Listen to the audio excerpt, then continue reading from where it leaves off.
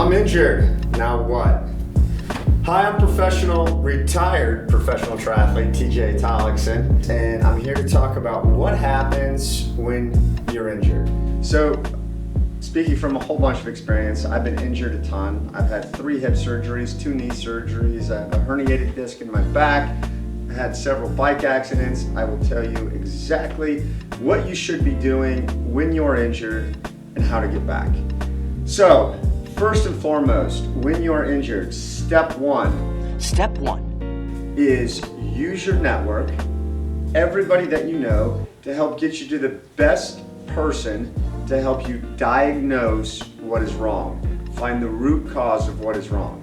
Not necessarily a symptom. We're not trying to treat a symptom of what's wrong. We're trying to find the root cause of what's wrong. In a lot of cases, it's just overuse, overtraining. But sometimes it could take months to even find out what's wrong. So step one, jump into that and find out as quickly as possible what is wrong. So use all the resources, physical therapists, orthopedic surgeons, chiropractors, acupuncturists. Do it all. Throw the kitchen sink at this thing because you're gonna need as many people looking at this as possible because it's usually not a simple task to diagnose. On top of that, do it. Do it. Do it. Get the insurance money to do it. Get the x-rays, get the MRIs, a CAT scan, a ultrasound. Do whatever you can to find the root cause of this. If you don't have insurance, check out these cool websites that do cash-only MRIs. You can get an MRI for as little as $400 cash. It's a great tip. I've used it on many occasions. First day I realized I was hurt, boom, call up a cash MRI place, $400, get your MRI, have it read, find out what the problem is. Next thing, step 2, keep exercising.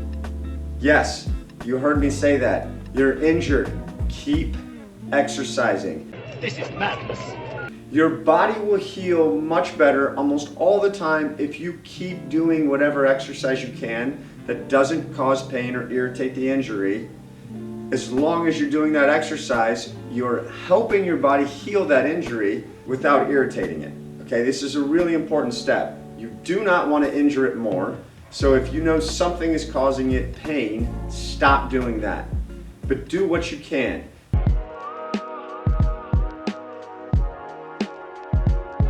If you can't run, which is probably one of the most common, if you can't run, then you should look at 3 alternatives, okay? You should look at an Alter-G treadmill or a lever treadmill, however you want to pronounce that. If you cannot do that, the next step would be to use an elliptical machine. And if you still can't do that, the next thing would be to aqua jog. And when we aqua jog, there's 2 ways to aqua jog. The first one is deep water running. Some people, you'll see those floaty belts. You don't need that floaty belt, you can do without. I recommend wearing your running shoes when you aqua jog. The deep water aqua jog, I put my running shoes on, put a heart rate monitor on, fire up your tunes, listen to your music, whatever you need to do, and just go back and forth, run. Pump those arms, pump those legs as fast as you can. Try to get your heart rate in your run zone. This will be hard. But it's so hard. It will be exhausting. It should feel like a run.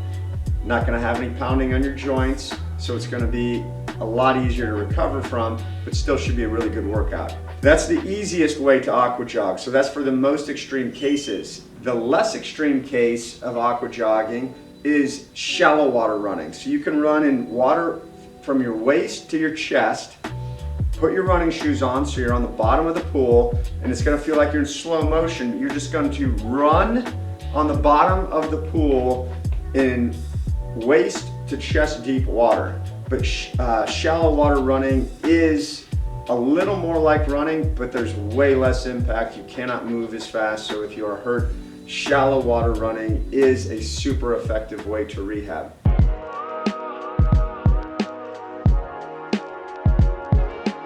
If you can't ride a bike for a number of reasons, maybe it's saddle sores, maybe it's something with nerve pinch in your back.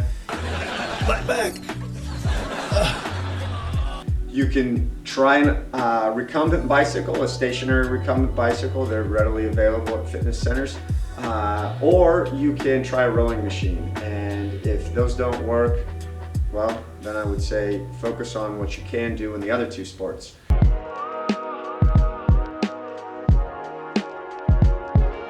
Lastly, if you cannot swim, well, the Vasa Swim Erg is a great device that you can get on and swim. Some people like to claim they can't swim because, oh, I just had surgery, or I just had an operation, I can't get in the water. This is BS. The day after I had all of my surgeries, I was in the water swimming. I used these waterproof bandages called post-op. They're made by a company called R.I.C.E. It will last maybe 45 to 60 minutes in the water, totally waterproof, keep your wound site clean. So it is important to keep those sites clean, but you can use a waterproof bandage to get in the pool. If you can't get in the pool for other reasons, maybe it's a sinus infection, maybe it's something ear, nose, and throat, maybe it's a ruptured eardrum. A lot of ifs, I agree. Do what you can to get in the water and protect it as best you can. But if you absolutely cannot, the Vasa Swim Erg is a great alternative.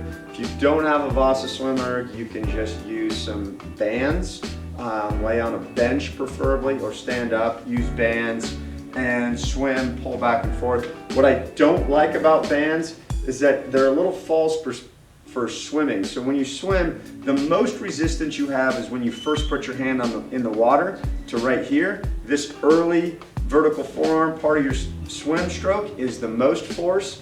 And when you're using a band, the greatest amount of force is actually at the back, the further you pull the band. So it's not super realistic, but it can still be a good workout. It's just not using all the muscles in the right way.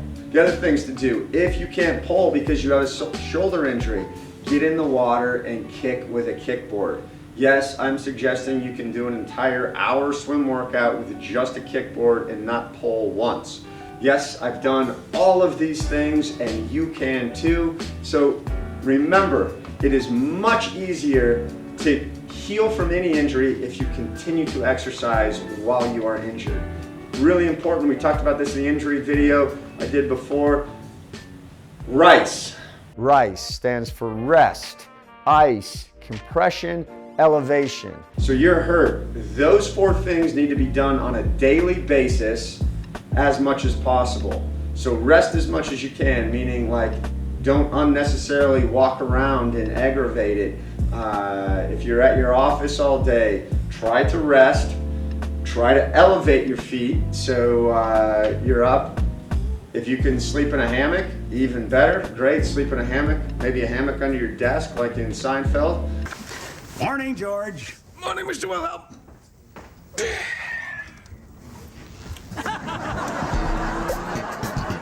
Be a great opportunity for you to do some nice rest. And if your boss has a problem, just point him to this video and I'll talk to him about how important your triathlon training is, because we all have priorities, right? Compression, get yourself some compression socks, bam. Oh man, look at these nice Pro Compression Argyle. These are by William Tucker. These are great dress compression socks. Get you some compression socks so you can keep that blood flowing while you're at work. Get a Normatec so when you're done with the day, you can pump the blood back up towards your heart. If you don't have a Normatec, you can use a good old-fashioned wall. You can just lay down, throw your legs up against the wall. Do that for a minute and you'll have a lot of blood and lymph fluid drain back down. And the key to the elevation is whatever is injured, you should try to get it above your heart, so let gravity do its work. So you got a knee injury, put your legs against the wall, up against the wall, or just above your heart. You got a shoulder injury, same thing.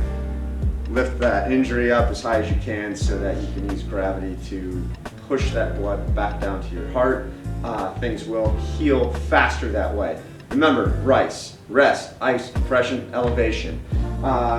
Next step, slowly build back into your training. So if you have not been running, for weeks upon weeks upon weeks, do not go outside and kick off an hour run as your first run. Don't do that. Even if you've been on the Alter G or a lever system or running in the pool, slowly build back in. Even when you feel completely healed, you should still be doing some of your sessions like you were before to make this hybrid combination as your recovery. Trust me, the worst thing you can do when you're injured is rush back and re-injure it right away, because that cycle will just continue and continue and continue, snowball, make things worse, and the next thing you know, it's been 2 years, you're still hurt, you can't get better. So, nip it in the bud, do it right the first time, use this hybrid model to return to full activity. The last big thing, this is number 5 on my list, is you get hurt, you're probably going to learn a lot about some core and physical strength exercises that you need to maintain balance and strength, especially strength in your posterior chain. Posterior chain is from here, your glutes, your hamstrings, your calves, they all fire together, right? So making sure that's all strong and fully functioning, activating correctly so the nerves are firing, very important. Make sure you have a great core physical therapy / prehab program in place.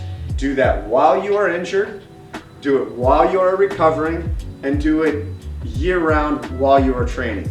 The easiest way to do this, in the words of Benjamin Franklin, an ounce of prevention is worth a pound of cure. So, there you have it. My friend Benjamin Franklin not only can solve your problems with $100 bills, but he's got great advice on how you can cope with being injured. Don't get injured in the first place. Thanks for tuning in. If you have some more questions, let me know. If you're hurt, good luck. Stay mentally strong. Get out there and do what you can.